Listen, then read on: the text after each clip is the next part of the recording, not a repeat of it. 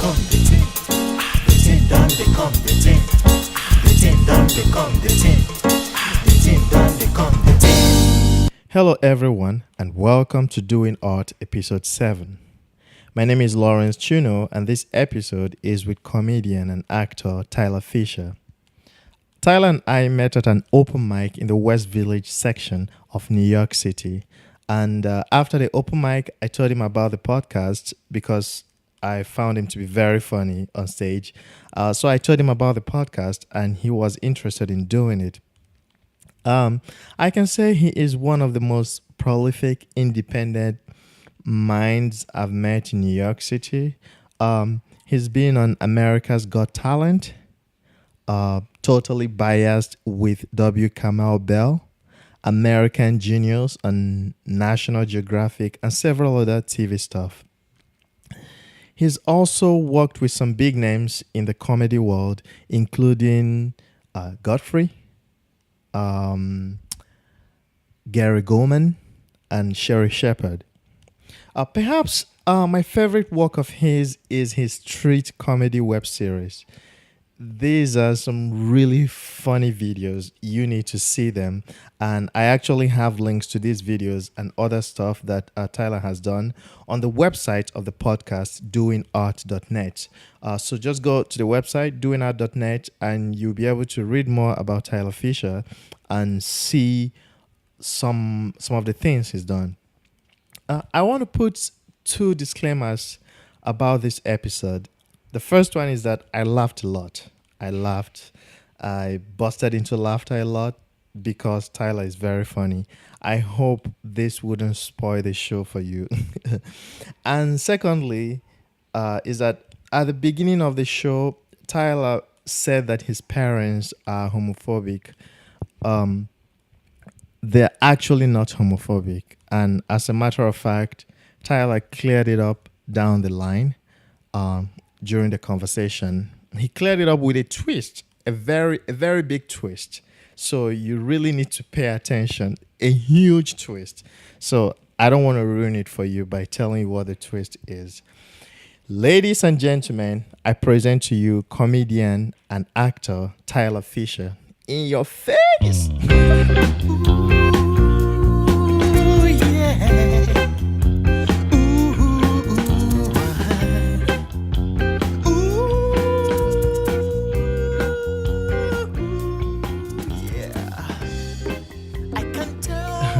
Tyler Fischer, welcome to Doing Art.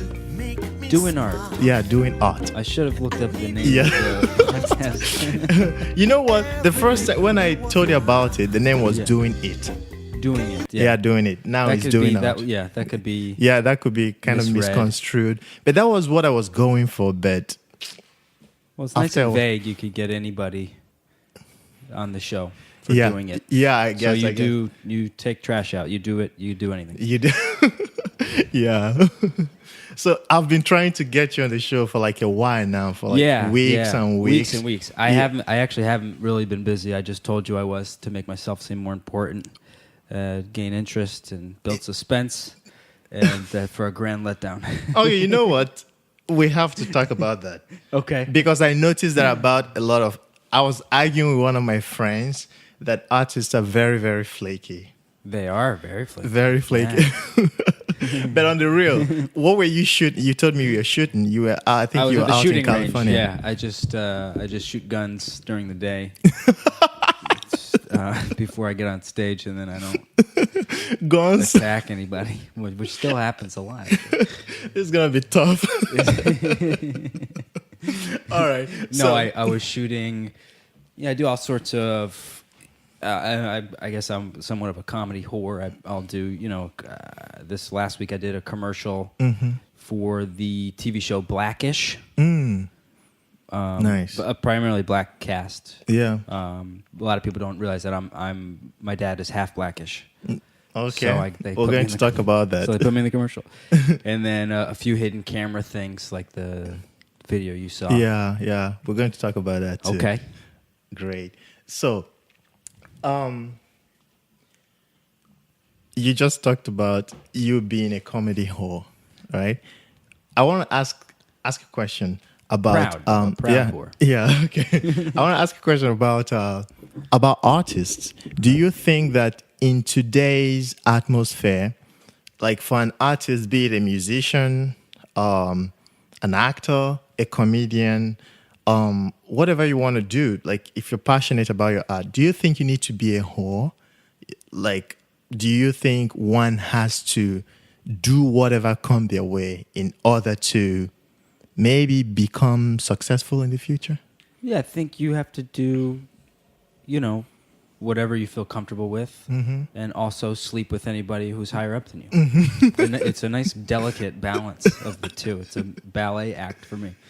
No, whatever you're comfortable with. I mean, when I first I started out as an actor. Yeah. And I would submit for 50 projects a day, and I would audition 2-3 times a day, and I would say yes to everything.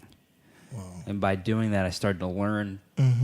I can't leave town and do a project for $25 and a soggy sandwich. Yeah. Yeah. So it's been this growing experience for about 7 years, and now I have a base rate sometimes. Good. But sometimes you do a project for a friend, or you come uptown like this. For people who don't know, this is way Washington uptown. Heights, I flew out from JFK this morning to get here on time. Let's just leave it like that. The one train is. Yep. Oh man, I made out with 4 different people in the accidentally. train. But because I'm short, I'm at the height of most people's nipples. So the sexual assault thing comes on, and people start looking at me. But that's just where I'm. That's just where I land naturally. Do you think there are some advantages? We're going to come back to that because I feel like you use it a lot. The height thing. Sure. And, Yeah. And I don't think it just started today. I think No. there must be something behind that. There must be an origin to being able to use it that way, to use it very very creatively also. All right. So I think we should go back to the very beginning. Okay. Where are you from? Can we get a Where were step you- stool, by the way? Do you Can we get a need that? booster Do you? seat? Oh, Tyler, please don't do that to me. We're gonna Do you talk put about your chair up that high just so you Really? No, it's fine. It's fine. You want me to stay like this? No. Okay. Okay. So let's start from the very beginning. Where were you? Where are you from? Where were you born? I was actually I'm from Connecticut, a little town called Branford. Branford. And okay. I was actually born in my house, in my kitchen. Of course. I Home birth. come from a family of chefs. Home birth. They did not want to stop making lasagna. Yeah, it was accidental. I just came out I'm so tiny. I think I just slipped out. I was the 3rd child, so things were nice and loosened up, and I came out like a water slide, pretty much. Listen. Yeah. So I was born on my kitchen floor. Yeah. And it was the middle of winter, and this is true, actually wrapped me in a kitchen towel and then a layer of tin foil as insulation. And that's true. That actually happened. I was birthed by or assisted by firefighters, and they were young. They were volunteers, so they had never helped in a labor. So they were literally reading from an instruction manual. And then I came out, and they said to my dad, "Do you have some tinfoil?" And it comes back with a little tiny piece, that you like wrap up a French fry in. They said, "No, we're gonna wrap them up. We need the whole thing." And they wrapped me up in tinfoil. The biggest tragedy is nobody took a picture because it was 1987, and that was I would have been famous. I wouldn't have had to work so hard. This I don't know how I'll survive the next hour. Maybe I shouldn't have given you the I gotta live with license. myself. The license to be this wild with it. That's just how I was born. I don't know. Yeah. So you come from, 2-parent home. But by the way, I want to say something. You're the first white person I'm having on this podcast. Oh, wow. So you're okay. a first. That's great. Yeah. So I'm sure I'll be the last. why would it be? It's funny because when I was in school, I'll wait, tell you most- why I'm the first white person. Okay, tell 'cause me. Most won't go past 180th Street. So, You think so? yeah, I noticed you gave me your address after we confirmed. We confirm. Oh, actually, yeah. But funny enough, this is in Washington Heights. We have the Dominican side. Mm-hmm. This is where I stay, and we have the Jewish side. Mm-hmm. So, I'm always conflicted of which side. of which side you belong to? Yeah, Okay. yeah. How I have about a Jewish today? last name, but I'm not Jewish. No. but I have a Dominican spirit. Is Fischer Jewish Fischer last with a name? C for some reason. Oh, okay. I don't know what's Jewish about it. I think it's when people say with a C. It's with a C. Do you know? I've been very confused about Jewish names. Like I don't know the origins. Some of them, like Joseph's. Somebody told me that Joseph is not Jewish, but Joseph's is Jewish. Oh, Joseph's. Yeah, Joseph's. I don't know. Yeah, but let's go back to what we're talking about. So you in Brown, you said Brownford, Connecticut. Brantford, not Brownford. Brantford, Yeah, okay. It's Brantford. a very white. Very white pronunciation. Okay, I've been to Wallingford. Okay. All Yeah. right. Yeah. Connecticut's actually quite dangerous. I mean, not as a whole, but Bridgeport, Connecticut, very seedy. Mostly kale seeds that they're growing. We farm a lot of. It's the murder rate is higher than it is in New York. Interesting. And I grew up outside of New Haven. Yeah. And my father lived in New Haven for a while. New we Haven is would a literally city. hear gunshots Interesting. almost every night. Wow. So growing up in that kind of environment, what were you thinking? How did that inform you about what you ended up pursuing as a career? Or maybe how going to school each day, how did it feel? I despised school. I would, at any cost, skip school. I would forge letters for my parents. Interesting. I mastered my dad's signature. I hated it. I went to a public school. It felt like a jail to me. I didn't feel the teachers were passionate. The one guy who was died, unfortunately. Interesting. There was one guy I felt had any interest in the kids. So so I had no idea what I wanted to do, and I got in a lot of trouble because I had no outlet. I had no way of channeling my whatever art or whatever it is I do now. So I would get in trouble. I got suspended all the time. But I look innocent, so nobody ever suspected. Yeah. Were you good in school? No. This was in elementary school. This was since I was maybe 8 years old or 7 even. This is when I started acting out and skipping school, and I never did well. Never wanted to read, or I hated it all. Yeah. Now, do you think it's because was there a particular reason, maybe Oh, it's because I was homeschooled and I hated my family. Were you homeschooled? No. Like your relationship with other kids, was there anything lacking? Was it because kids can be very a friend of mine says kids are like assholes, or kids are like sociopaths. Sure, sociopaths. they don't know, Yeah, they don't know any better. Yeah, and they're spilling out whatever they're learning at home. So the parent was racist, the kid would come in and say stuff, and or say racist stuff. I see. They eventually my went parents to. weren't. Yeah, I will take that with a grain of salt. They were homophobic, not racist. But not racist. Anyway, so but you continued and you did high school. I did high school, and what happened was I became friends with how I got into acting. My brother took an acting class. He was 2 years older than me. This was in high school. In high school, okay. Yep. He was a senior in high school. I was probably a sophomore, and I saw him in the cafeteria, and he said, "I don't." We look so much alike. He said, "I don't want to go back to class. Can you put my sweatshirt on?" He had a hooded sweatshirt. So just put my sweatshirt on and just go. Was this an acting class? It was an acting class. Oh. And he goes, just go back and pretend you're me. Wow. I don't feel like going to class. So I put the hood on. Yeah. Went to the acting class. I walked in, and the woman was in the middle of some exercise. She's like, now we're going to pretend like we're a chair. And we just sat there as a chair. I'm like, this is easy. I could do this. This is way easier than algebra, math. This is much easier. I could be a chair any day. I love sitting. So the next semester or year, I signed up for the class, and it was a new teacher. It was a guy I was friends with. I thought, well, easy, I'll get an easy A. Yeah.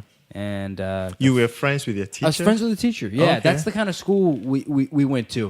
The teachers slept with the student. Really, please, really. I'm not kidding. Hopefully, the statute of limitation has expired. They waited until they were 18. And had them sign a release. But I took this acting class, and the guy said, the first class, I want you to come in. Yeah, I'm going to play a song, and you have to do an interpretive dance to the song. Like a freestyle dance, and I was terrified. I mean, I would go home and I would just dance in the bathroom and play all these songs and hoping that they would play whatever it was. Yeah. And after I did that, I felt like I could do anything. Interesting. So I'm of the school of like, go out, do something crazy, wild, and then everything else is easy. That's amazing. So I usually start my stand-up with something. I don't know if it's going to work. I saw unplanned, and after that, it's like, okay, well, that didn't work. Yeah. But the rest should go better. And after high school, did you go to college?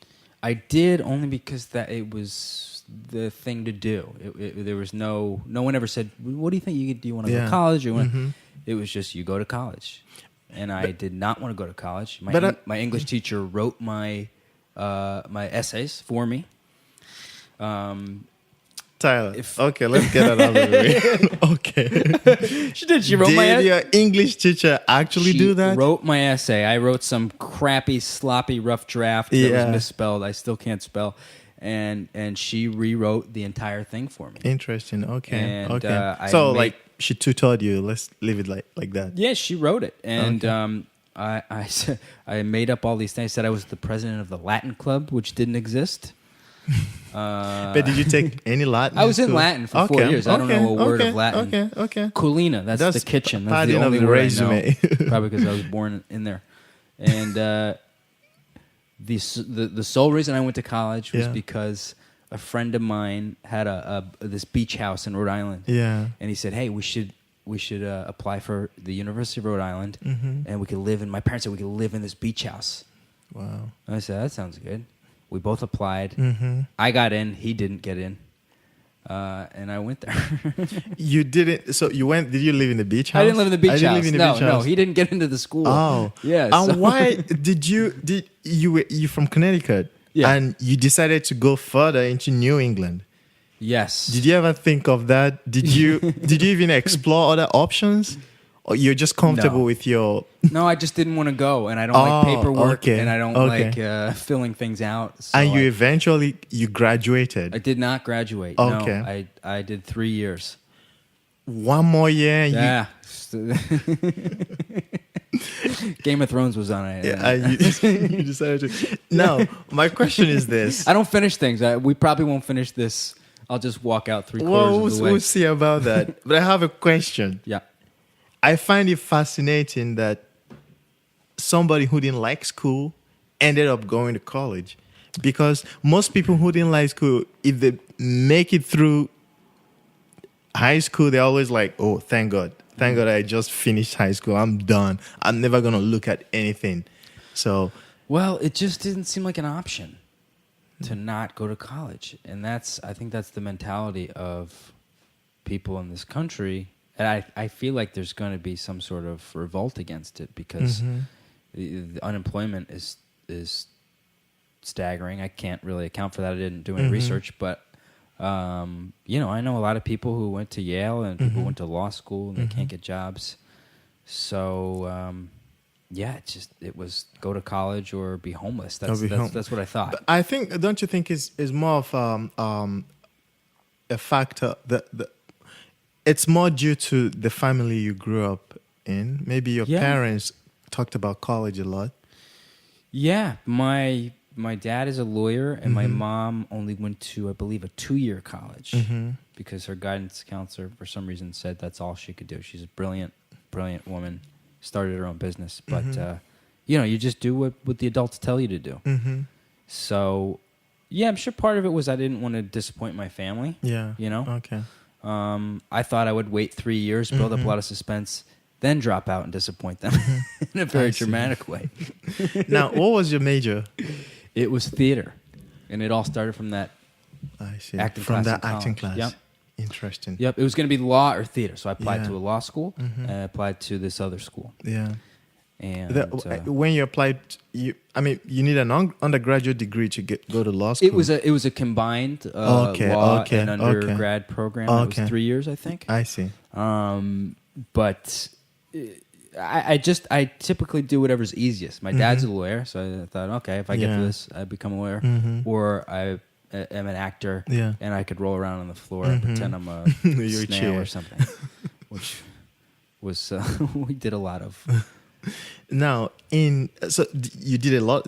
When you went to college, your acting classes, were they like a continuation of rolling on the ground and pretending to be a chair? Like maybe for the very first year? We had a class called Voice and Movement every Monday, and it would be we would do what's called mask work. You would put a mask on and just pretend to be this whatever you wanted.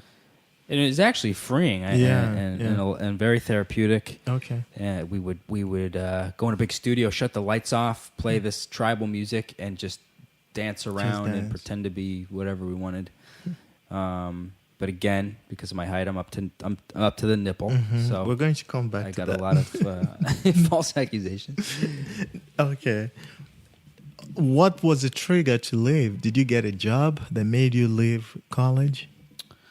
I got a job on Wall Street. Really? Yes, manager of the McDonald's right on Wall Street. And I was just thinking about that. Yeah. If people do that on Wall Street, I work on Wall Street. Where are you? I'm at the McDonald's. Starbucks right on Wall Street, trading beans. What happened was I started dating an actor in my program. Was heavily warned against doing something like that, but did not get as much action as I thought I would in college. Yeah. So it was convenient. We broke up, and then I couldn't act anymore because I had this person there. We had this love affair, and it was over. And acting, it's much harder than I ever expected. It's because of the heartbreak. Well, I mean, acting in general.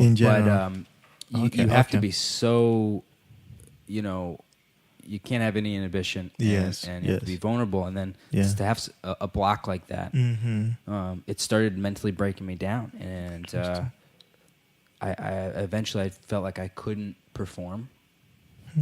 And it just kind of snowballed into this weird sort of depression.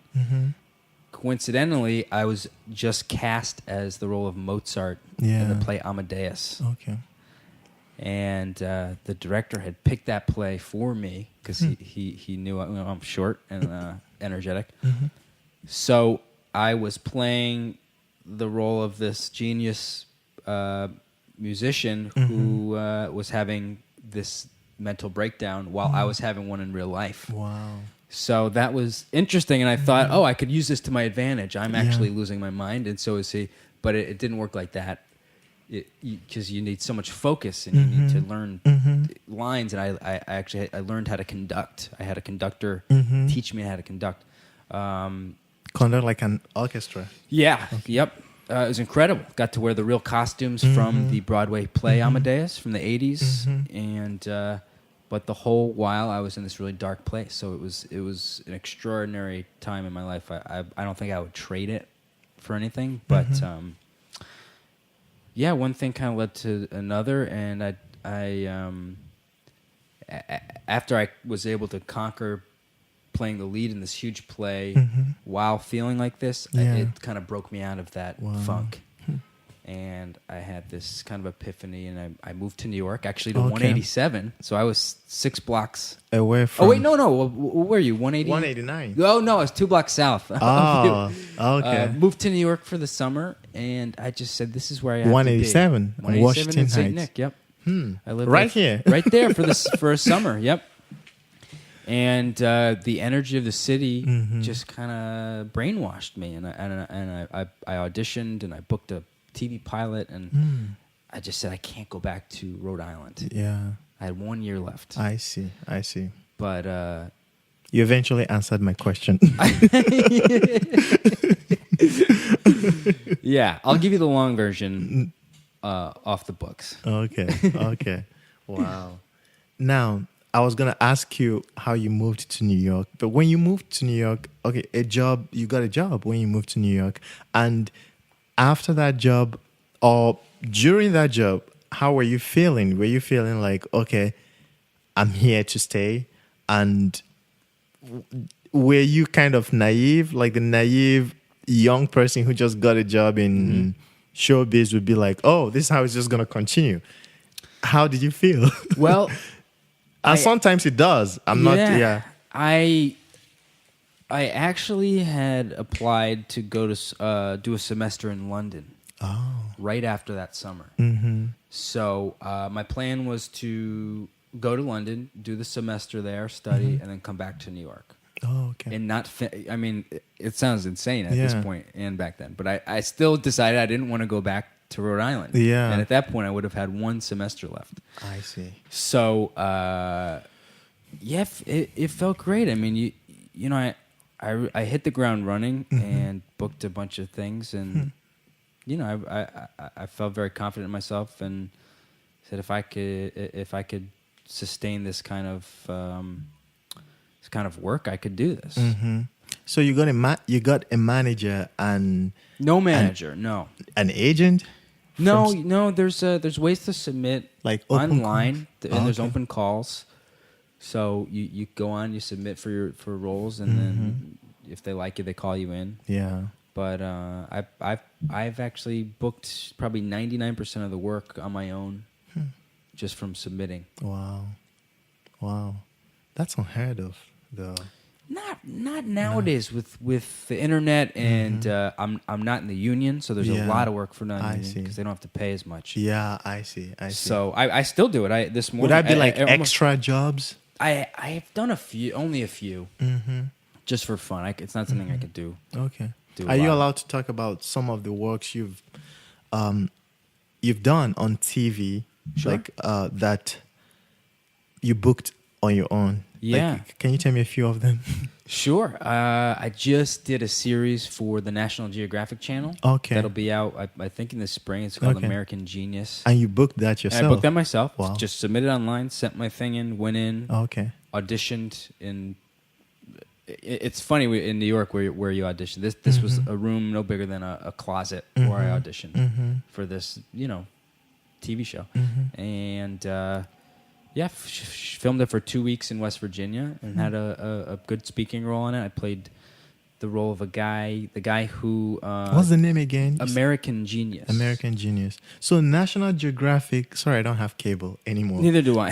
I'll never see it. I'll probably never... I don't see half the stuff I do. So National Geographic, they have like scripted shows now? They do, yeah. Okay. Yeah, I believe. Or maybe this is the first one. Okay. But it follows the life of different Americans who were known to be a genius. Steve Jobs. Bill Gates. So the guy I played designed the Apollo space shuttle to the moon. Okay. So I played that guy. I see. I can't even turn my iPhone on, but I played the man who designed a rocket to the moon. Wow. Which I'm not sure even... I'm not even convinced happened in real life. But wow. Now, for somebody who ended up getting a show like that, you must really be... you must be a real hustler, for lack of a better word. Somebody who just goes for it, who just goes after what they believe in. And in that process, I'm sure you've met a lot of rejections. You've gone for a lot of auditions that you ended up not getting. So, can you talk about like one or two and how you handle rejection? I think what makes it easier for me is I've removed that word from my vocabulary because I don't think it's accurate, and it's discouraging to say, "Oh, I got rejected." But Yeah. the fact is, in the entertainment business, is more times than not, it's about your look and your height, and, Yeah. and if you can fit into the costume, the guy that played the role before you. So after I audition, I just throw it in the garbage. I Yeah. forget about it. And you chase the next one. And you go to the next one, and then a month later, you might get a call, and Yeah. they'll say, "Hey, we want to hire you for this," and you go, "I don't even remember doing that." Wow. But with the internet and TV and all these, online series, there's so much work, Yes. and you got to go out and get it. Okay. And I always thought you need a manager and you need an agent, but they can help. But I know plenty of people who make a living without representation. But aren't there some jobs who won't even look at you if you don't have a manager or agent? Perhaps, yeah. Some of the larger roles aren't Okay. you can't find. Yeah. But I don't know. There's got to be a way to do it. Go to the office. Yeah. Pretend you're the janitor. Go up, drop your headshot on the table. There's a way to do anything. Yeah. And the more of these kind of hidden camera videos that I do, the more I'm realizing you could, if you're wearing a costume or some sort of suit, people will believe you. And the acting is just lying, so I figured, I could make a few things up if I'm gonna forward my career, my life. Now, from what I'm seeing, I can tell that you didn't start out being a comedian. You started out wanting to act or going for acting. When did you find out that you're actually a comedian? Yeah. To the point that you can do stand-up. Yeah. I've always been a little unfiltered and didn't get a whole lot of discipline as a child. So I was the class clown, and I would always be making people laugh in school. And I did a play. I played George W. Bush in a play in college. And I can contort my face to look a lot like him, and it's kind of scary. I saw that. Yeah, it's my biggest flaw, I would say. But this guy in college, he said, "Oh, you're really funny. I have a stand-up show in the cafeteria. You should come do stand-up." And I've always loved watching stand-up, but I never imagined I could do it because I see people doing it. I go, how are they doing that? Even though I know I'm up next, how are they standing up there and saying these things that are so funny? Tough. Yeah. So he said, "You're going to do stand up next week. You've got a week to write an act." Wow. So I sat up in bed and I wrote a 5-minute thing, and it was For people who don't know stand-up comedy, they will say 5 minutes. Oh, that's short. Oh, it's a lifetime. long. Lifetime.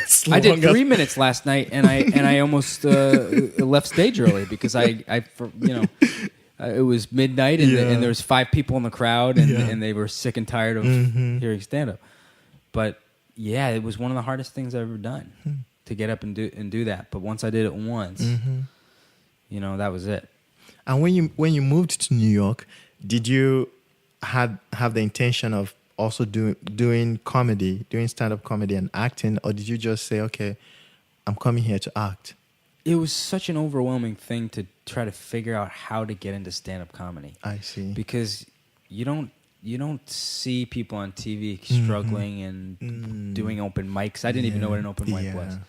So I think I just kind of stumbled upon an open mic. I was doing a Shakespeare play, and I would leave rehearsal and go, practice a few minutes of stand up, and then you realize how hard it is, and you have to do this every night if you want to be good. It is tough, and do your homework as well. So I think there's a lot of freedom in it too. You can write whatever you want, you do whatever you want. Yes, and you don't depend on On actors. Yes, you don't depend on anybody. Actors have to depend on other people on stage. They have to depend on the production, but all you have is your microphone, and you. But if you flop, it's all on you. It's on you. Yeah. If you succeed, it's all on you. Yeah, I was tired of doing these 6-hour rehearsals for plays, and I love theater, but you know, the guy you're in the scene with is terrible Mhm. or is annoying. Yeah, yeah. And I, as much as I love talking to people, I kind of like being on my own, so I can be up there on my own and Mm-hmm. say And whatever I want. can you tell us about your first gig in New York? Your first open mic, I guess, as a comedian. Oh God! Well, And how did it go? this was it could have been my first or one of the first, but it was at a place called the Bowery. I know. Oh, or no, it was the Bowery Poetry Club or something like that. Okay. I think it closed. Mhm. And the open mic was it was really late at night. It was at 11 or something like that. And it's anything. It's poetry, music, comedy. So I signed up. You put your name in the bucket, and I'm waiting to go on. And it's just a group of the wackiest people you've ever seen in your life, just all in one room. You know, homeless guy coming up, just screaming in the mic for 5 minutes. Oh my and then, gosh. I remember it was almost my turn, Mm-hmm. and these two old men get on stage, and one guy reaches down and he pulls off his leg. Oh my and he's gosh. got a fake leg, and he starts like beating the other guy with his leg and humping him. And I had an anxiety attack, and I ran out, and I called a friend, and I said, "Look, this guy's pulling his legs off, and he's trying to shove him up this guy's ass." And the other guy got naked. He got butt naked on stage. That's and I was crazy. like, "Just What tell would me you call that? tell me I'm okay, and I'm not dreaming." And my friend talked me down for a minute, and I walked around the block. I went back in. Mm-hmm. Is the venue known for being wacky? Yeah. Okay. It is. I didn't know that. Oh, I see. I just thought, well, I'm gonna have to follow a legless naked man for the rest of my life if I want to do stand up. But that, you know, and those types of nights continue to happen. And 'Cause how I you love ended it. up? You eventually went on stage that night. I did. I believe I did go on stage. Yeah. Okay. Yep. And how did it go? Well, I took my clothes off and I I pulled my legs off. Because you got to fit in, you got to pander. It went okay. It was one of the hardest rooms ever. It's a giant cavernous room, and for stand up you need it's better to have a small intimate room to keep the light. So you know the laughs and everything could just pour out and give go into you the city. give you night. energy too. Yeah. But you know, every time you get up there, if you get through it, there's something to be said about it. So I try to learn from every one of those experiences, and I keep a journal, and I go back and look at it and say, okay, I should have waited till the end to throw up on my shoes. Yeah. Or, you know, if I wet my pants after that line, it would have been better. But it's all you really can make the best out of it. Yes, yes. Are there rooms in New York that are just comedy, not any other thing? For a show or No, just like open mics. Yes. Yeah. Okay. Yes, there's a lot of open mics, and those can be very just for intimidating comedy because it's just comedians. Yes. And they could be the worst crowd in the world. Yeah. And justifiably so, because they're everyone's nervous. Yes. Everyone's going over their stuff and nobody's even paying attention. That guy just did that joke. I just wrote a joke about a pigeon crapping on my head, and now that was all I had. Yeah. And then you're in the back scrambling, and those are the rooms that really thicken your skin. Yes. Because I actually started. So if you get a laugh there, it's like a good laugh. It's good, but you have to be careful because sometimes you end up writing for comedians. Yes, I see. Because comedians are hard. It's hard to make them laugh. They see so much comedy. Yes. So sometimes you tend to go really dark or really dirty, or you attack people because you know it's going to get a laugh. So I try not to do those that often. Rather, I'll use them for a showcase. I'll go out and I'll work my stuff out at an open mic where it's music and poetry, because you get more of a sense of if it's good. And then I'll bring it to the comedians when it's polished. And, are there some comedians who are nice enough to give notes to you? Maybe late after your set? Yeah. Okay. Sometimes they'll give you notes. Okay. They'll say, you should, I suggest you stop doing stand-up. and you stop wasting everybody's time. Believe it or not, There are. people have said that. Yes, And people have yeah. said that to me before. Mhm. I came up in a group of kind of these bully comedians. Mhm. But yeah, I got some notes last night, and I always welcome them. Mm-hmm. Have you gotten notes from? First of all, 2 questions. Mm-hmm. Have you ever had a situation where you're waiting to go on, and maybe somebody famous came in, maybe a Chris Rock came in, and they're like, "Oh, Chris Rock is in the house. Let's let him do like 15 minutes." Oh yeah, Okay. yeah. That's the funny thing about comedy Yeah. is that the Are you comedians shocked I know all these things? So yeah, I've never heard of Chris Rock, but Okay. but I do know. Yeah, comedian they want to get up, Mm-hmm. so they'll go to any dive bar Yes. if there's a show. Once a week I'll see someone just drop in. Mm-hmm. In fact, I did see Chris Rock one place. I held the door Mm-hmm. for his wife, and he gave me a nasty look, but They are divorced but now. it wasn't about my jokes. They're divorced. Yeah. Good. Maybe it was my fault. They got home, and he's like, "What are you doing, letting this guy hold the door for you? This little white guy." You got that You know, achieved. 'cause she smiled and looked at me. So I am actually dating his ex-wife. You see, and that can make you better because you might be going on before or right after. I've seen Louis C.K. drop into places, and Wow. I followed all sorts of It's people. Huge. So you really grow fast in New York because Yeah. you follow these famous people. Mm-hmm. Mm-hmm. And I used to do a show in Brooklyn, and every month I would make a point to have somewhat of a celebrity comedian on the show, Nice. and I would put myself right after them because I had to just Yes. bring it. What to happened another to level. the show? Like you stopped doing it? It's still going on, Okay. but it takes a lot to run a show. Yes, it is. It does. So I wanted to take a little break, and I started my own show Okay. in the city. Who did you have on? I want to know. I had on let's see, a bunch of people. Colin Quinn I had Wow. on from SNL. I like him. Sherry Shepherd from The Okay. View. She was great. She was really great. Let's see, Eugene Merman, a lot of Brooklyn guys. Eugene Okay. Merman, Kristen Shaw, Mm-hmm. Kurt Brawler. They run the show Hot Tub, which is Yeah. an awesome show. Just every month, Godfrey and Chris Rock's ex-wife was on. Godfrey was on. Godfrey, Godfrey, yeah. He makes fun of his being Nigerian. Oh yeah, Yeah, and I'm Nigerian. You're Nigerian. Yeah, I'm Nigerian. You yeah. find it funny? Is it accurate? You think? I find it funny. Yeah, his impression is spot on. Yes. Yeah. I think he's one of the most talented, He is talented. guys around. He doesn't age. Like He doesn't age. No. I actually walked around the city with him a few months ago. yeah. We wanted to write some sketch. We're the polar opposites. Yeah. Physically, but we hit it off. So Yeah. I walked around the city with him, and it was like living in his stand-up act.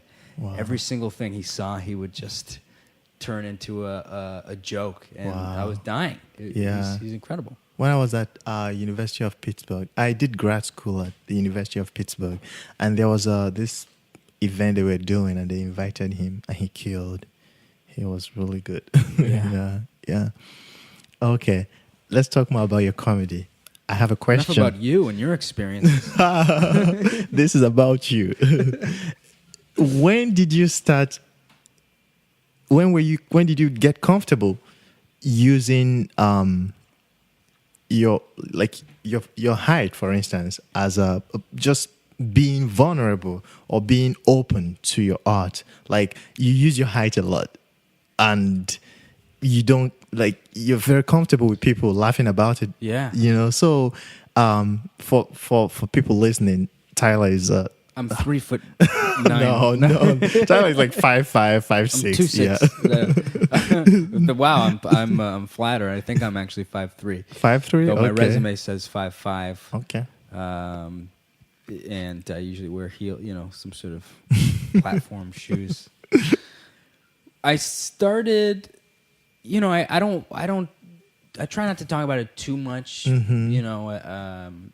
but sometimes I'll get on stage and the host is 6'5", and the mic is left up there, and sometimes I physically can't get the microphone off the stand. So, rather than have that awkward moment, I'll acknowledge it, and sometimes I'll tell the host to leave the mic up. I'll say keep it up really high because it gets a laugh. So, my height has been. There's definitely been challenges in my life about it. I still run into problems with dating. I do online dating, and a lot of times they'll say, well, how tall are you? Yeah. And I tell them I'm 6'5", and then we get to the bar, and I'm like, what, are you going to leave? I mean, you came all the way out here. Let's sit down. And I have a long torso, so when I'm sitting on a stool, I actually look. I look someone in the eyes who's about between 6 and 6'5". That's how long my upper body is. I have the upper body of a basketball player and the lower body of an elf. So I've had problems before where I'll meet someone. I'm sitting at the bar, and a girl will sit down and we'll start chatting, and I'll go, oh, she has no idea that my eye is level with her belly button. So, at that point, my goal is to not let her see how tall I am. Yeah. Oh my gosh. So, it's fun. It's fun to talk about it. And I'm actually, I'm 6 years in doing stand-up, and I'm really just starting to joke about it. I see. Because there's things that happen every day. I have no idea what's on top of the refrigerator. I can't use the blender. I can't spice my foods. Oh, very please. bland, very bland recipes. That's ridiculous. I got table salt. Anything on the table, that's it. Now you live in Brooklyn. I live in Brooklyn, yeah. What do you think of Brooklyn? What do you think is happening to Brooklyn? Because personally, I feel like Manhattan is getting cheaper than Brooklyn. And it seems like a lot of things is moving to Brooklyn. And a lot of people are moving out of Brooklyn. Yeah, it's such a big borough. It's hard to really sum it up in one sentence. But I actually live in a very Jamaican part of Brooklyn. Oh, okay. Because it makes me feel more like you unique belong when I'm the only tiny white person. Are you trying to get your street cred? I got catcalled recently by a group of a group of very intimidating large black men because I wear short shorts. I'm just more comfortable. I'm very comfortable with my body. Yeah. And I because my legs are so short, I have to wear shorts that go halfway up my thigh. Otherwise, I look It looked like a toddler. Capri. yeah. So I had this group of maybe 6 or 7 guys who were just hanging out in the corner, and they start following me down the street singing the "Who wears short shorts? He wears short," and it was like the most intimidating, scary yet flattering experience ever. Yeah, for a comedian, flattering, but for any other person, I think that would be like scary. Yeah. Yeah. So I'm like, that was. I don't know how women get catcalled all the time. Yeah. But part of me was like, no, stop, but also keep going. Yeah. I had a hard morning. I love it. I love Brooklyn. I'm not in the hip part of town by any means. It's a very residential. The hip part would be Williamsburg. It's by law you need a handlebar mustache to rent a place. To rent a in place, Williamsburg interesting. Now. And it's getting more expensive. It's very expensive. Yeah. Wow. Yeah, and the trains are packed. I mean, it's beautiful, but I like to be removed from all that stuff. I find it exciting to like take a train into the city and get out and feel like I'm part of this experience. I would go crazy if I was around it all the time. Yeah. I'm a very, very quiet block. Nice. I don't like any noise when I'm home. Does it help you create more when you do that? It helps me sleep more. I sleep a lot as a comedian because you don't have to be. Yeah. When people are working, you're sleeping. Yeah. But I love it. I live near Prospect Park, and if you haven't been, it's the most incredible park in New York. I haven't. Oh, you've never been? Never. Oh my God. Yeah. It's only 35 subway transfers from here. Does the L go there? The L does not. Does not. Does See, not I go don't there. even, I don't even know how to get there. Does the A go there? The A doesn't, but you could transfer. You can. Yeah. I hate transferring. You. I just want one way. Oh my God. Yeah. Welcome to New York. Yeah, I know. Like sometimes. People, I love it. People, we complain about the subway so much. We hate riding the train, but we love complaining about it. You know what I mean? Yeah. Well, I mean, I did it when I got here. It's always the first thing that you do when you meet up with a friend. You have to compare your stories. Yes. But you always have to top your friend, you know? But actually, I enjoy not having to drive. I don't know about you when you moved to New York. I have a car, actually. Oh, you still have a car? I have a car in Brooklyn, yeah. Oh. I got 3 tickets this month already. See, I got 2. Yeah. Each of them $115. Yeah. Then I'm like, okay, that's it. Well, sometimes you don't want to look at a homeless man's penis, before noon on the subway, and you want to just be in your Okay, your car. your own vehicle. Yeah. Believe it or not, I do see my fair share of penises in my car. Someone will just pop up in the back seat. I had a homeless guy slept in my car once. How did he get in the car? Well, the window was broken. Okay. Car was broken into twice. Oh my God. First time I just moved. The only thing they stole was all of my play posters, all the theater posters for the shows I've been in. Yeah. I had them all like professionally framed. Oh my gosh. So I'm picturing that's I had all these weird plays. Oh. But I thought it'd be funny, like seeing that guy try to sell these posters. Well, like, I got Pride and Prejudice here from URI Theater, $20. New York experience. Now let's talk about your work. I'm gonna start with your YouTube videos. Okay, there's one that I was watching. I am on YouTube. Yeah, I keep watching it over and over again. The pretending to be humans of New York. Yeah. Do you want to just talk a little bit, maybe 1 or 2 sentences about it? Then just say as much as you want to say about it. I'm going to put links on the website. Okay. So, yeah. It's actually, the link is on private now because that video was on someone else's channel and they'd taken it down. But I watched it today. It is on my YouTube page. So if you YouTube search for Tyler Fischer, okay, Fischer. Okay. It's unlisted, but it is. You could watch it on my page. Oh, okay, great. So basically, there's the famous photographer, Humans of New York, and he's become very popular on Facebook. He has something like 12 million followers. He takes pictures of people around New York that look interesting, and he'll ask them, what's the scariest thing that's ever. He'll do these interviews and put a little quote.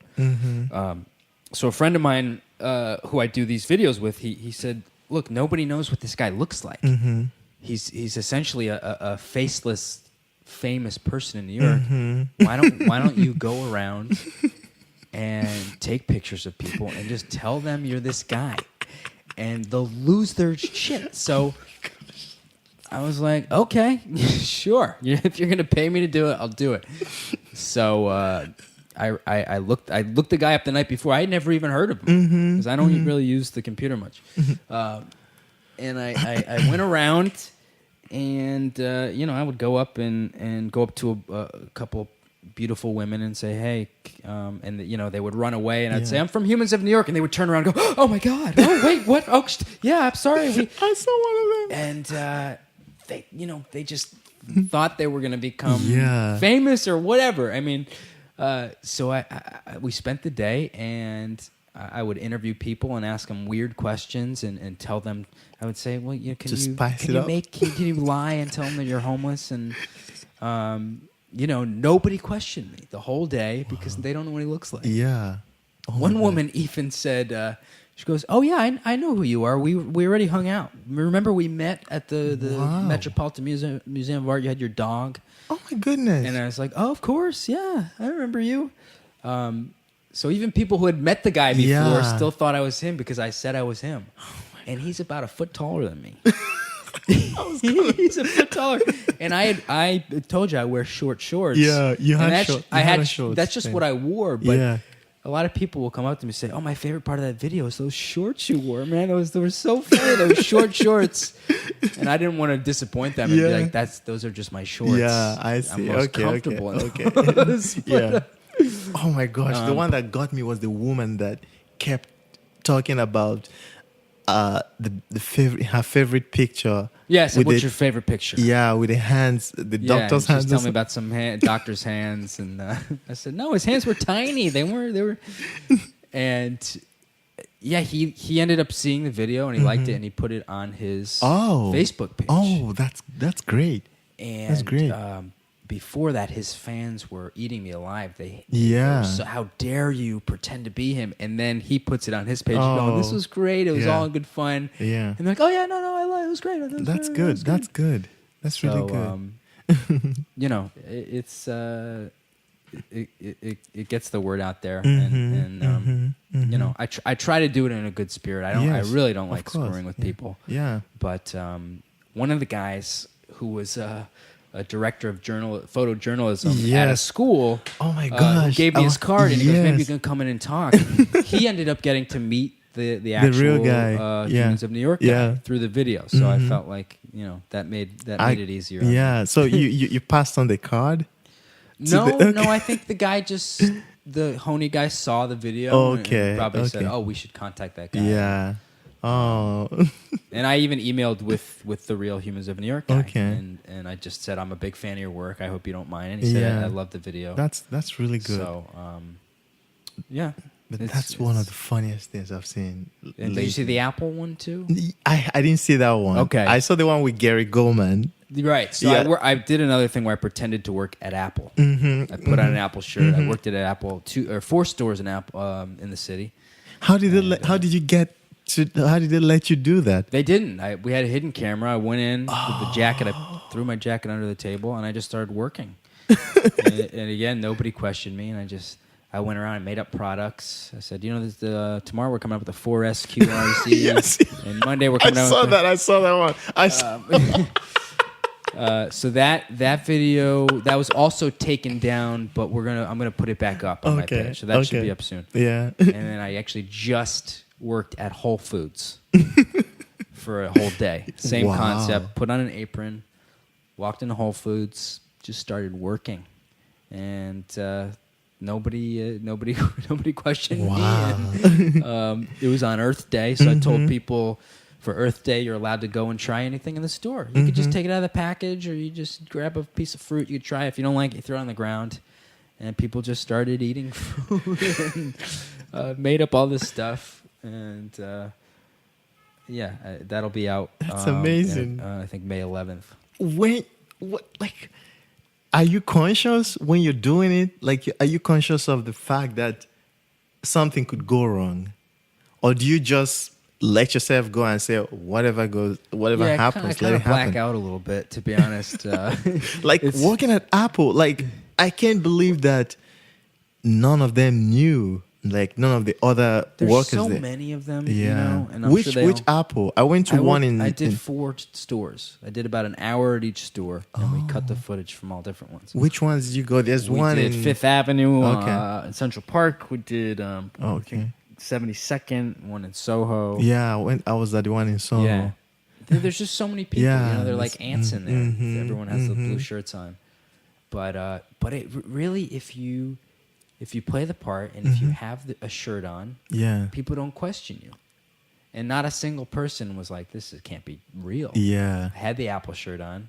You know, I spoke as if I was describing. How did you do you research them? Like the case of Apple, did you I actually have I wrote all those jokes on the subway on my way to the shoot in the morning. Wow. And I just made up a couple things. The cloud. I knew about the cloud is a big deal, and they sell. You can keep yourself in the cloud. So I told people that some of the products had a puddle. We had so much cloud turned into a puddle. So you keep your dirty stuff, your secret files. You keep it in the puddle. So I just wrote a couple things like that, and it's all jargon. If you say it fast enough, and with the rhythm, people just go, "Okay, yeah, sure, yep, absolutely." Oh my gosh. I mean, in Whole Foods, I told people that a lot of the meat we're starting to use homosexual meat or lesbian cow couple meat. Yeah. To because we believe in equal rights, and they all said that's great. We're just gonna put a little disclaimer. Yeah. What you said about your parents, I don't think that for people listening, your parents are not homophobic. No, Okay. absolutely not. Okay. In fact, my father is a homosexual. He came out when I was 7 years old. So I grew up with a gay father, and he lives with his partner, and parents are still friends. So I'm Amazing.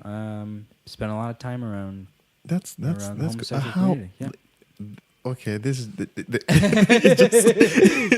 It's all good for stand-up. Yeah. I once had a joke about it. I said, Dad, do you mind if I talk about this on stage, in a lighthearted way? He's like, go for it. He goes, you should exaggerate it, use all of it. My dad's gay. One of my brothers is gay. I think my cat's gay. I'm not sure. Love cats are gay. Yeah, he's very delicate. Yeah. But no, I mean, when my brother came out, all my dad's friends said, we thought it was Tyler. Because I love to cook and I clean and I'm neat. But it's just a stereotype. Yeah, There's every single type of gay person out there. And straight person. Yeah, it has nothing to do with how ironed your clothes are. And how did your mom take it when that happened? Well, she's a lesbian, so no. She's like, "Oh, you're gay? Thank God I could come out finally." But you know that's common. It is, yeah, yeah, it's very common. Yeah, I know people who both their parents turned out to be gay, and I think it was a different time back then. Growing up in the 70s, it was very everyone. It wasn't talked about. You could lose your job. You could, but they're friends now. My mom's remarried. My dad lives with his partner, who, we all absolutely adore. And he does keep the house neat. That's he, nice. he has straightened the house out because we're a very sloppy great. group of males. And some gay people can be sloppy too. Absolutely, Yeah. absolutely.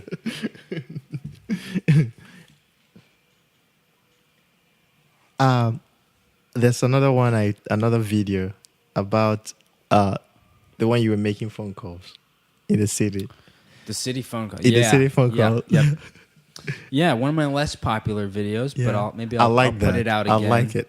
It was. I had no filmmaking experience, so that was one of my first, and I just said I have to just start doing it and not care what they come out with. And I think that's true for any type of art. You got to just do it and work backwards.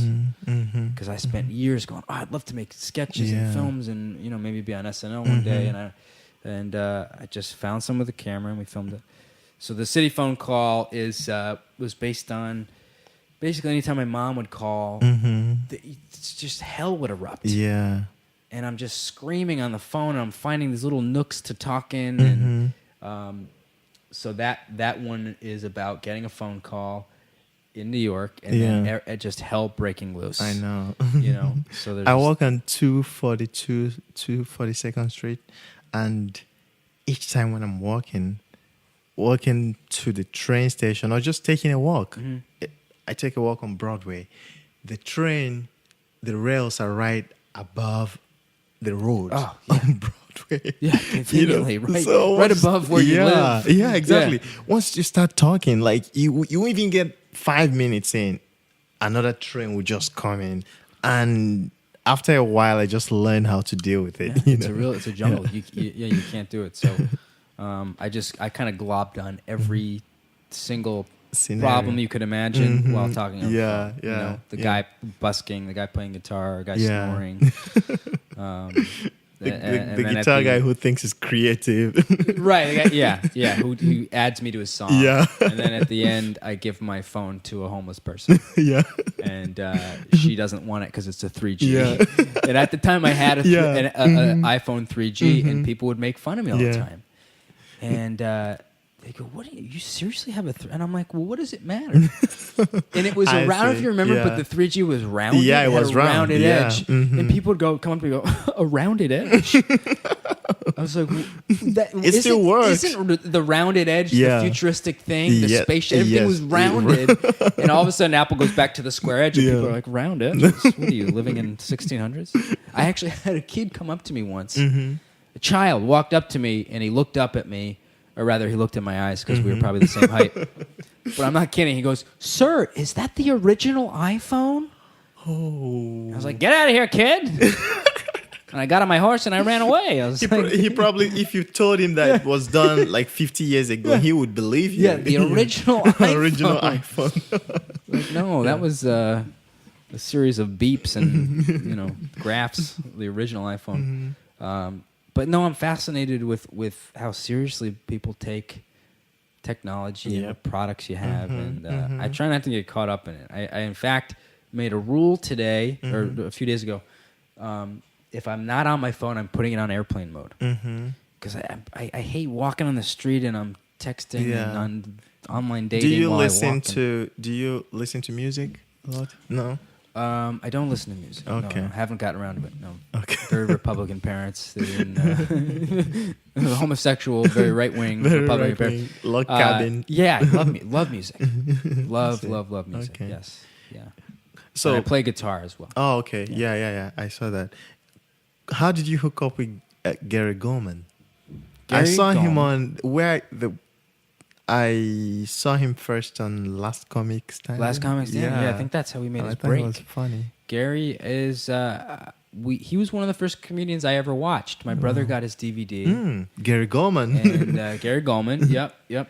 And, he was just this very suave, confident guy. Tall as hell. I think he's upwards of 6'7", I think. 6'5" or 6'7". But he's one of the nicest comedians, and comedians can be very hard to talk to. Yes. But he's always been just so human and generous. And he's given me ideas before, and people.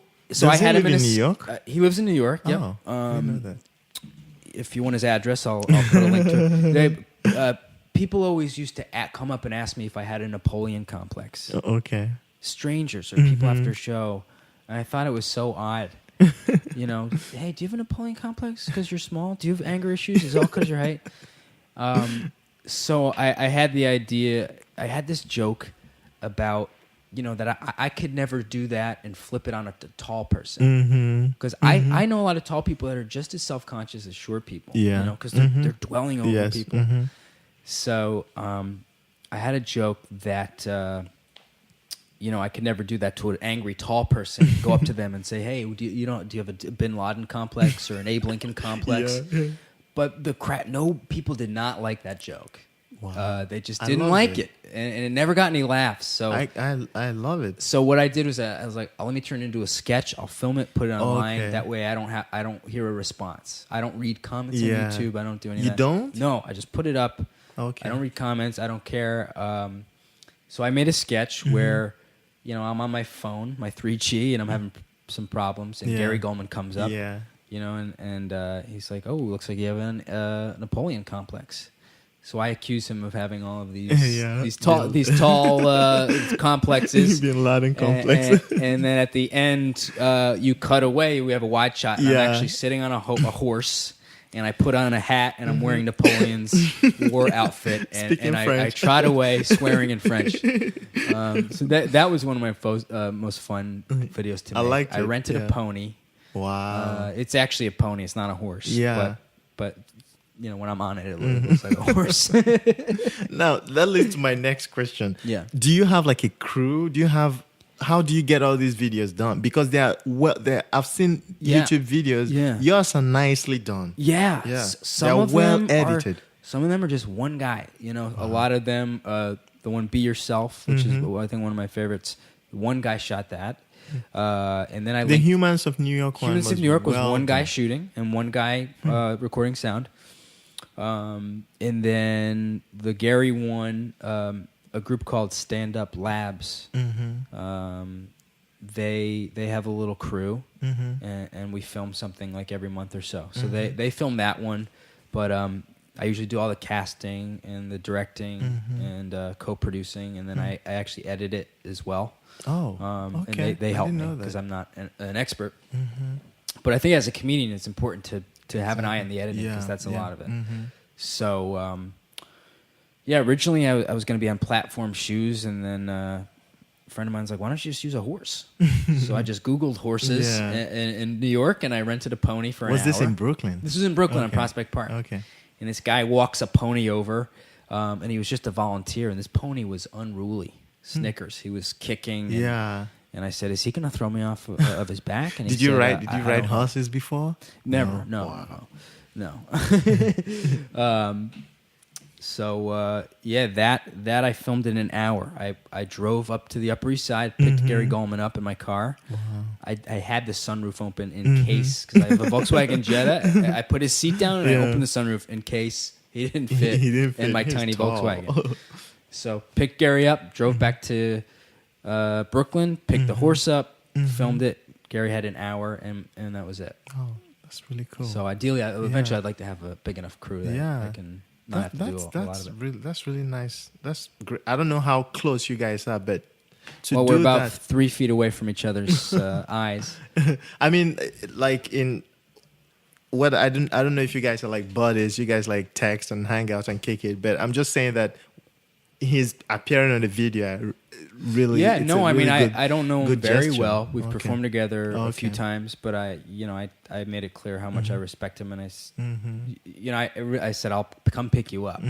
I try to set a stage where it's as hard as possible for someone to say no. True. I'll pick you up. Yeah. What's the best day? What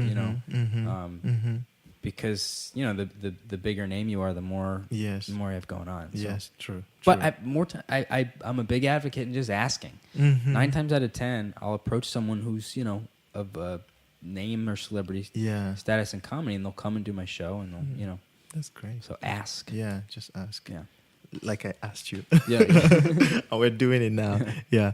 I was gonna ask you, are there comedians you respect or you enjoy? Actually, staying on the asking topic, can I use the bathroom? Oh, sure. Is that all right Yeah, if we I can use take a break. Yeah. Sure, We can take sure. a quick break. Yeah. Get ourselves together. Back, we both urinated. Yeah. Eased ourselves.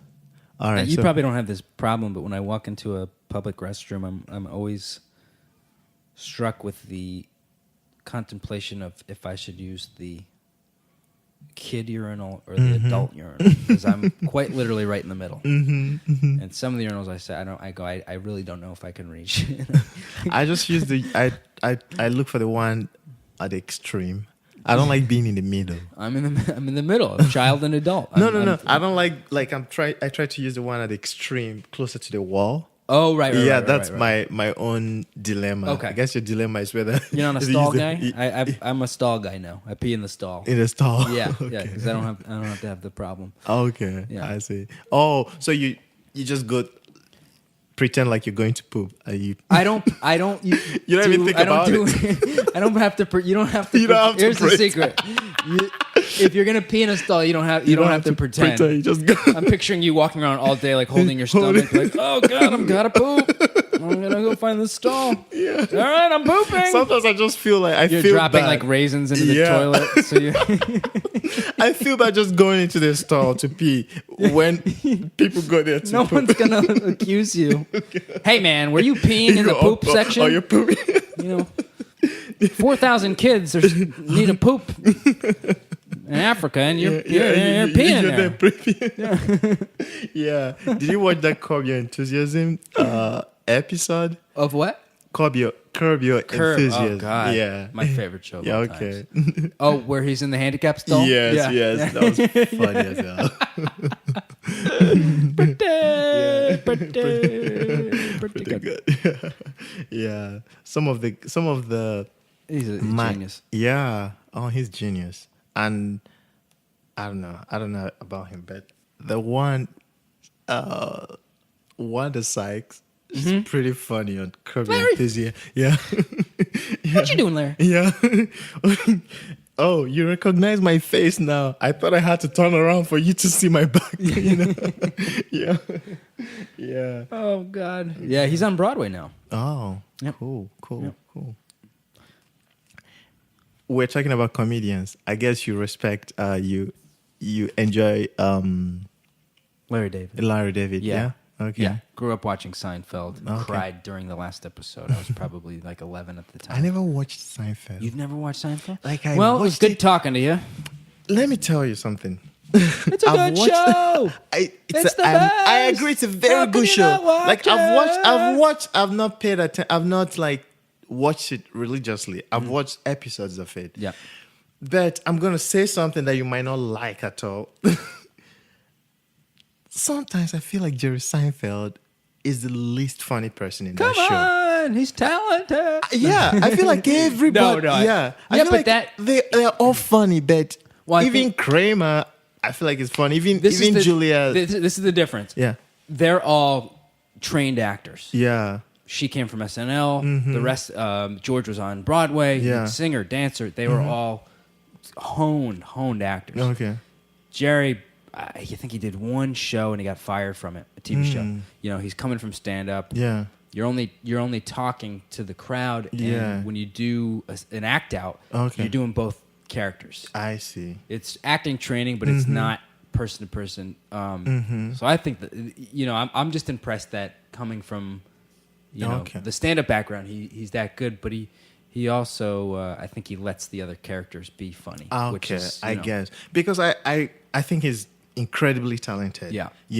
But whenever I watch the show, I'm like, okay, I don't see all the praises for Jerry Seinfeld here. You're not connecting. Yeah, I'm not with connecting. your, I connect with all of them. I'm like, these guys are funny, except Jerry. He's not representing Yeah, the he's not Washington Heights exactly. lifestyle. Yeah, he's not doing it for me. He's not doing the it transfer for of me. the one.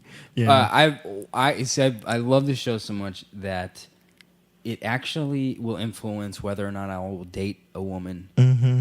Interesting. Depending on her interest level in Seinfeld. And I thought, it dawned on me like I will call off No, a that's a date or problem. something, and I'll break up with someone if they Yeah. don't like Seinfeld. Okay, which you is need like the help. most Seinfeld thing you could do. You could do. because they have all these specific things. Like she doesn't wash her hands Yeah. twice a day. I'm gonna break up with her. I break up with girls if they don't like Seinfeld. I don't believe you, but It was one of Yeah. the strongest connections in my last relationship. My ex-girlfriend, she loved Seinfeld. She had all the DVDs. And on the first time I slept at her house in the morning, she made me coffee and put on Seinfeld. oh, And I made breakfast, and I said I could do this. I'm in love with this person. She made me a great cup of coffee. I'm Yeah. a 100% coffee snob. And then She made me a fresh cup of coffee, a slow drip. If you know anything about coffee, it's a very particular way. And we watched Seinfeld, and Yeah. it was one of the best mornings I've ever had. wow.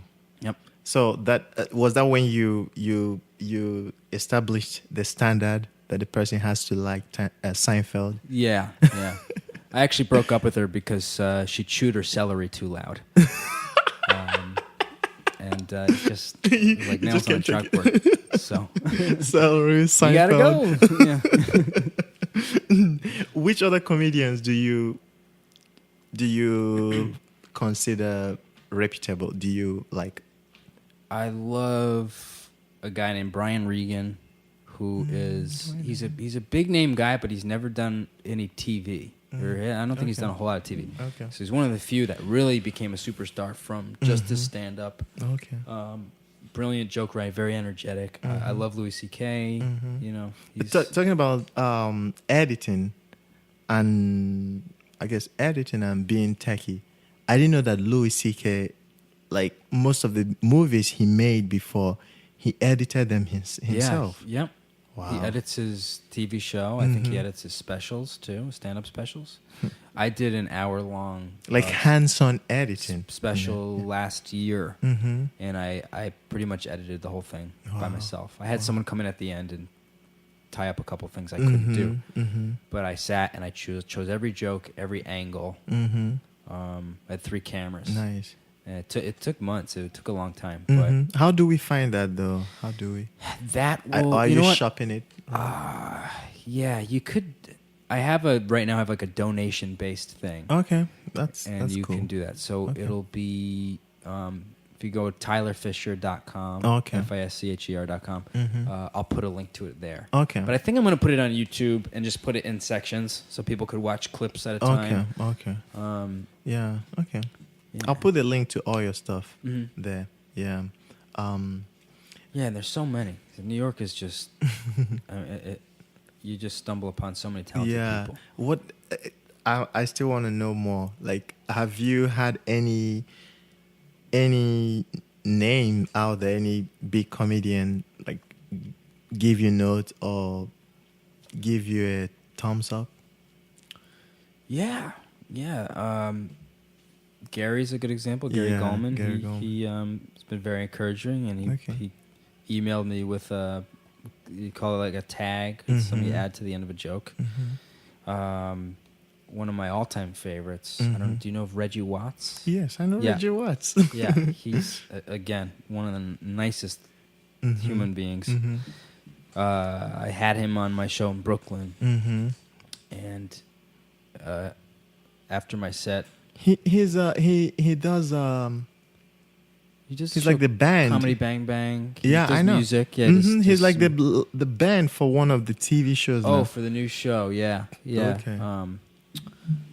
I think the late night show. Yeah, I think he's with Seth Meyers. No, is it? Not Seth Meyers.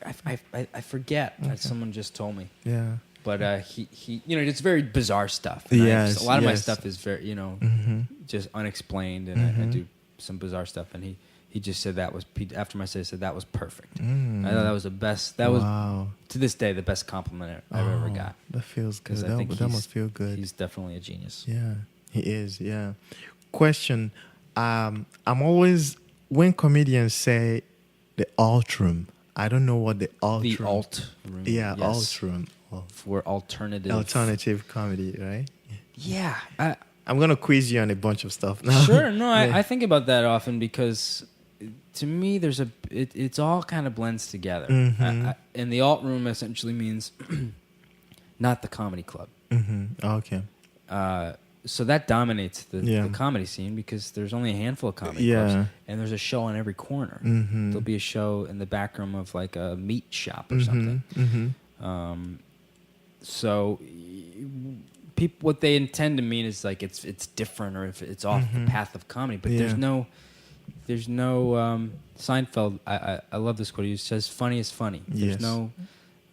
So I do all this bizarre stuff, and people go, "Oh, that probably doesn't work at a comedy club." In fact, it usually works better at a comedy club.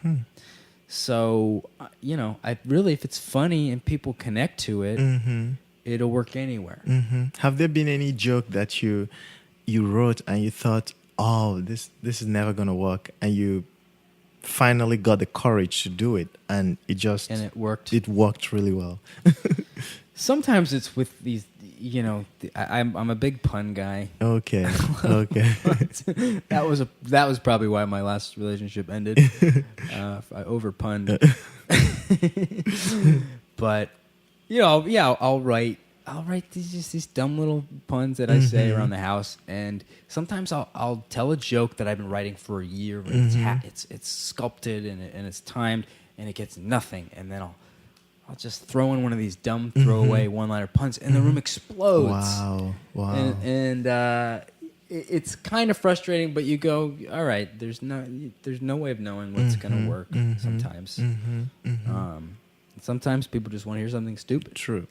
Or I just want to see something stupid. The other night I had all these jokes I've been working on for a while, and I work pretty clean. I don't. You don't curse? I don't curse, and I typically don't talk about super risky topics. Is that the Jerry Seinfeld influence? No, it's just I just don't think it helps me personally. It helps a lot of people, but every now and then you don't put it in there. Not if it's like a show. Sometimes it'll slip because I do swear a lot in my life. Oh, but now that's interesting. You swear a lot in real life, but when you're on stage, you keep it clean. I try not to. Yeah. Huh. Also, I try to I did America's Got Talent last year. Yeah. Scary Spice didn't like my stuff, so I did not make it onto the next round. Wait, are you the guy that talked about taxis, about black taxi drivers? No. Black taxi drivers? No, Yeah, that okay. was not me. Okay. No. I think there was a comedian that I came talk out. about Indian taxi drivers. Okay. No. I'm taxi talking jokes. about like on American. There was this guy that came on and he talked about how black taxi drivers are more entertaining than white taxi drivers, which could go either way depending on if it's funny. I think it's funny, but Yeah. maybe it wasn't funny, and Scary Spice got Yeah. offended. Yeah. You know. Yeah, she's not And- the brightest. And I don't know if that guy ended up making it on. Yeah. Yeah, she buzzed me Oh. before I finished my joke twice. Oh my gosh. But it's tough for comedy though, for comedians like on the shows. It's tough because there's 3 celebrity people who don't live Yes, normal lives, exactly. who are deciding. Who are deciding? True. I actually tape recorded my set in my pocket, Mm-hmm. and there was 2,000 people in the crowd, and I'm very aware of the laugh, so I Yes. felt I did very well. Okay. But so That's all to me, it's that like matters, okay, yeah. I had a successful show. Mhm. These 3 people who live on another planet didn't get it. Yeah. Then whatever. Yeah. But yeah, you never know You never what's know. gonna work. What's Yeah. not. Another quiz for you. What's a callback? That's easy. The callback is, it's when you have a joke about, squirrels, and then a few minutes later, whatever, you bring up squirrel nuts or so. You Yeah. just bring it back somehow. Yeah. But what I realize is people do that in life all the time. time. We're naturally incredible at callbacks. My mom does. Everybody does it. It's just such a smart, fun way to get Yeah. another laugh. Is you just Yes. bring this back, or our brains they'll link these things together. So it's a really fun thing for a comedian to do. Yeah. And then the crowd's in on it too, because they're Yes, like, oh, yeah. I know that. I remember yeah. that. It becomes an I'm linking inside it. joke now. It's an inside joke. Yeah. Yeah. Okay. Cool. How about running the light? Running the light. The Yeah. light is when you have usually a minute or 2 left. Yeah. I really, the more comfortable I get on stage, the more comfortable I get running the light. Yeah. Because I remember I would see, you see a celebrity drop in on a show. Yeah. They'll run the light by 20 minutes sometimes. Oh my gosh. I saw Dave Chappelle. He did 2.5 hours at the Comedy Cellar. He bumped Yeah. all the comedians. So hopefully I won't do that one day. But if I feel like the last joke I told was not good enough, Yeah. and it's gonna, not help the show, I will Yes. tell one more. If it's in a minute. Okay. Do you have a bag of killer jokes? Well, not necessarily killer jokes, like tried and tested jokes that if stuff is failing, you just go there and pick one of them. And I do, yeah. I'm Okay. trying not to rely on those as much because I Okay. feel like I don't grow as much when I do Okay. that. But yeah, okay. yeah, I'll pull one out. I have a When question. you're drowning, you'll just grab. You on just- anything. I see. and you don't even realize, and you're halfway through this joke. Yeah. You said you would never tell again about, whatever. Yes, your allegedly. oven looking like a celebrity. I don't know. Now, a question about Dave Chappelle. To me, he's genius with his stuff. People compare us a lot. I'm sure.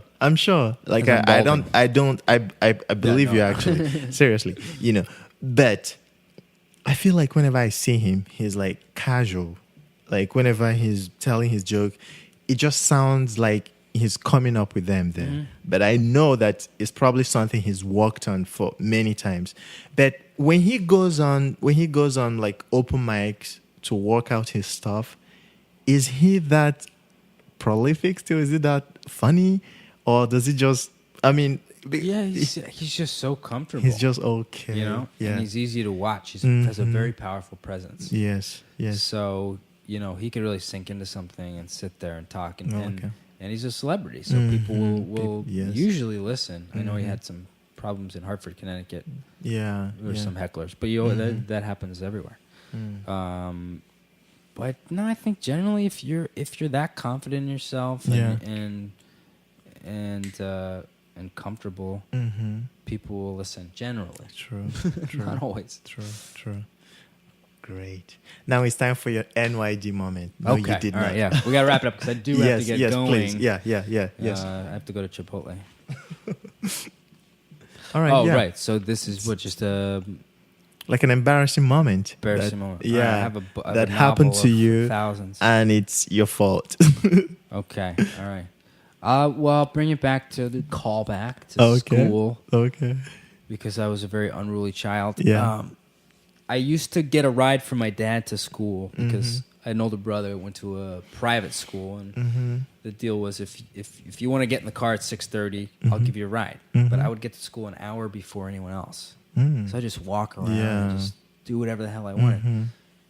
I went behind the stage, and I found the control switch to all the lighting in the entire Oh my school. gosh.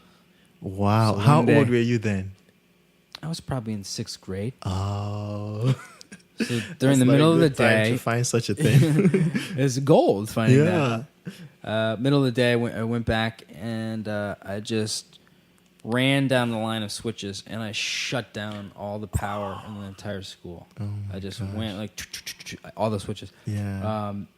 And I did that during passing time in between classes. So I guess Mhm. a lot of people had fallen down some stairs, and no one got injured. Oh luckily. my gosh. So you But, found it before people arrived, and then Found you before, waited. and I would just go and just play with Yeah. the lights, and like I would kind of be this light Yeah. DJ, and there'd be no one in the school. I Yeah, mean, it yeah. was just literally me. Mm-hmm. So I was so damn bored with school. I just said, I'm gonna turn the lights off. Mhm. I've had enough. I don't want to see your dumb faces Oh anymore. my god. And I turned the power off, and someone saw me. I don't know who saw me. Someone was peeking behind the curtain, and the principal brought me to the office. And he said, "Were you behind the curtain, turning the lights off?" I was like, "No, of course not, because I'm a liar. Why would I admit to anything?" Yeah. I was working on my acting skills. Yeah. And he's like, "Well, somebody saw you, and it was maybe take a minute and think about it. Mm-hmm. I want to come back." And he came back, and I said, "Come to think of it, I did do that. I must have been doing my homework, and I slipped." I got suspended for an entire week because my parents, never really grounded me. I had a week off from school. Just ran around, Oh watched my Saved by the God. Bell, ate Yeah. Oreos, and then my dad took us to Iceland the next week on vacation. Yeah. So I had a week off from school, and I went to Iceland and had a great time. And suspension to me is such a bizarre punishment. It's like, hey, you were bad. Why don't you take a week off? Yeah. Enjoy yourself. Come Oh my back and God. Did you learn any lesson from that? I learned that I should have done that more often because that week off from school was so relaxing. Relaxing. And later on, I did do things like that. some more. What did the It's other just- kids think of you? Think of? Kids were scared of me. I was brought to the office once to the guy. We had a school therapist. and Yeah. She just she brought me a couple of kids. She said, "I just want you to know, a lot of people have come to us and said they're scared of you." After turning off that light, everybody. Yeah, I don't know. I was like this little bully. Yeah. I guess I tried to beat people to the punch. I started bullying people before I could get bullied. So I established happens, myself yeah. as this like tiny little maniac tornado of craziness, and Wow. then I didn't get bullied. Wow. Guess what? You're a maniac on stage. You're like you're like a force on stage. I'm just doing what I do saw at you just school. once at Yeah. Vivaldi, and I'm like, yeah. I told you about the podcast. The podcast had been on my head then, Right. And I told you about it. I'm like, I would like to have you on the podcast, and we ended up. Well, thanks doing for it. having me. Yeah, thank you very I'm gonna much for get my coming. plane ticket so I can fly You back. can to, fly back I to. think I'll try LaGuardia. Okay, and then circle back from Queens So go back, to do some to- transfers. to transfers. I land in Brooklyn. I'm sure we'll have an airport right in By the Williamsburg. time or you something. come That's how back. many tourists are coming in there. But so yeah, you can see all my stuff at tylerfisher.com. Great. And I got a lot of stuff coming out. Okay. And I hope And- I don't screw with any of you. On Twitter? Twitter is at Tyler's Comedy. Okay. Tyler's Comedy, no Okay. apostrophe. All right. I'm going to put the link to everything on the website. Sure. Yeah. Tyler Fischer. Thank you so much. Thank you. Thank you for doing this. You got a one bedroom. This is incredible. Later. Yeah. I can tell from my heartbeat you're about to make me smile. And if you can just touch me, everything will be worthwhile. Can you put your arms around me so I get the fever? Feel my temperature rising. Oh, it makes me shiver. Something tells me in my mind you're not for me, but do I mind? I feel so ready, I don't know why, but I just gotta see. You give me heavy love, and I'm afraid of you. You're gonna break my heart. You give me heavy love. You give me heavy love. Ooh, and I'm afraid of you. You're gonna break my heart. You give me heavy love. Storm, play the sax for me. Come on.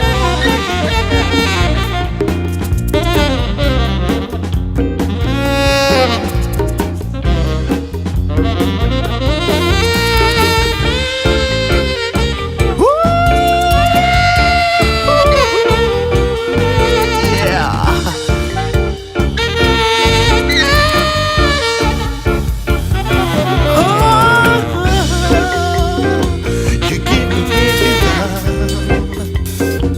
and I'm afraid of you. You're gonna break my heart. You give me heavy love.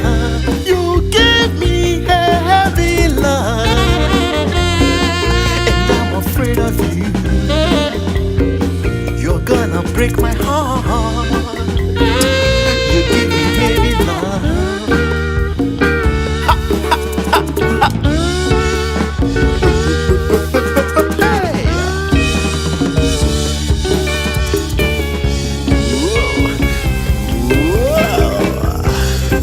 You keep creeping into my dreams. The things that you do, the way you do it so freely. Oh, I think it's really cool.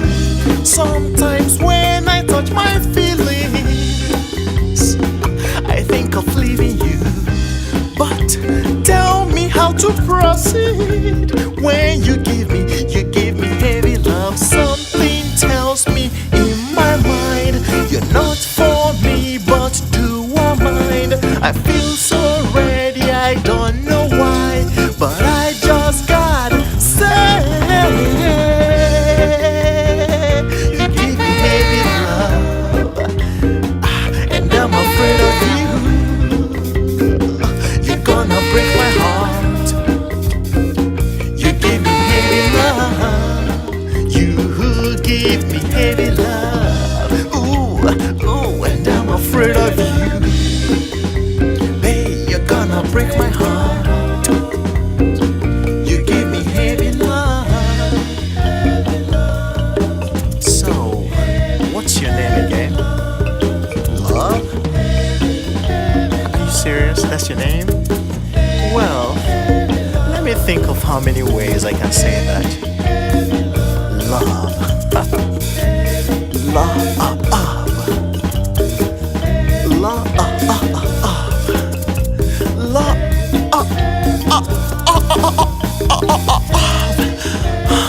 Now I need a cigarette. I'm just kidding.